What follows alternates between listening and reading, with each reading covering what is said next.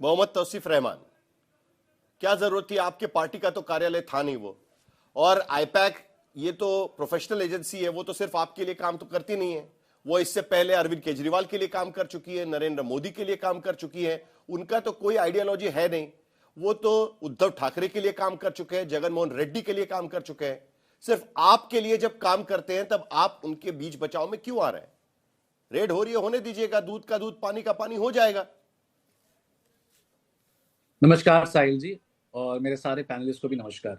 देखिए, मुझे कभी कभी लगता है कि जो हमारे बीजेपी के प्रवक्ता हैं वो शक्ल से तो मासूम नहीं दिखते, बट उनकी बात काफी मासूमियत की होती है, और मैं चाहता हूं कि मुझे कोई टोके नहीं जब बात होती है। तो अब वो कह रहे हैं कि आईपैक एक प्राइवेट कंपनी है, टीएमसी से उसका कोई लेना देना नहीं है। मैं बार बार ये आपसे कल भी कह रहा था कि या तो ये झूठे हैं, या तो अमित कुमार होम मिनिस्टर हैं वो झूठे हैं, या तो हमारे चड्डा साहब है वो झूठे हैं, या तो शुभेंदु चटर्जी जो है या तो वो झूठे हैं।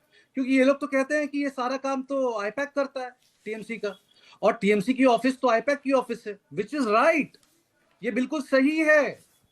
और मैंने अगर अमित कुमार कहा, किसी को बुरा तो नहीं लगा, क्योंकि प्रोनाउंसिएशन में बीजेपी को आजकल बहुत प्रॉब्लम हो रही है, इसलिए। एनीवेज, तो आईपैक की जो ऑफिस है, ये हमारे ममता बनर्जी ने भी कहा कि आईपैक का ऑफिस पे बात करो। वाइपो पर जाने वाला है क्या? प्रदीप भंडारी बीच में नहीं, पहले बोल लो,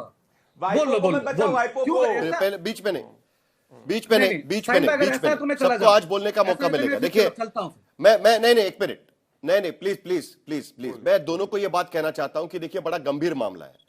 पहला गंभीर मामला तो यह है कि ईडी की कार्रवाई एक बार फिर वहां पर हो रही है, और एक बार फिर सवाल उठ रहे हैं कि क्या राजनीतिक दृष्टि से इन्फोर्समेंट डायरेक्टरेट कार्रवाई कर रहा है, क्योंकि चुनाव के पहले हमेशा ईडी एक्टिव हो जाती है, यह बार बार आरोप लगता है। और दूसरी गंभीर बात यह है कि ईडी के कार्रवाई के दौरान वहां के राज्य की मुख्यमंत्री वहां के पुलिस फोर्स को लेकर ईडी के कार्रवाई के बीच में जाकर वहां से कागजात और बाकी सारी चीजें निकालकर बाहर निकल के आती है, और उसके बाद अदालत के भीतर भी इतनी भीड़ इकट्ठा होती है कि ईडी की पिटीशन पर वहां पर सुनवाई भी नहीं हो पाती। तो इसके लिए यह बहुत ही सीरियस और गंभीर मामला है। प्लीज एक दूसरे के बीच में मत बोलिएगा, लेकिन समय की सीमा होगी, मैं टोकूंगा तो रोकना होगा। तो सिर्फ रहमान, अपनी बात को कम करिए। साहिल भाई, सिर्फ आप टोकिए, बिल्कुल मैं रुक जाऊंगा। तो एनीवेज, आप कह रहे हैं कि ईडी का रेट पड़ा, ईडी का रेट 10 जगह पड़ा, ठीक है, और हमें उस 10 जगह से कोई मतलब नहीं है।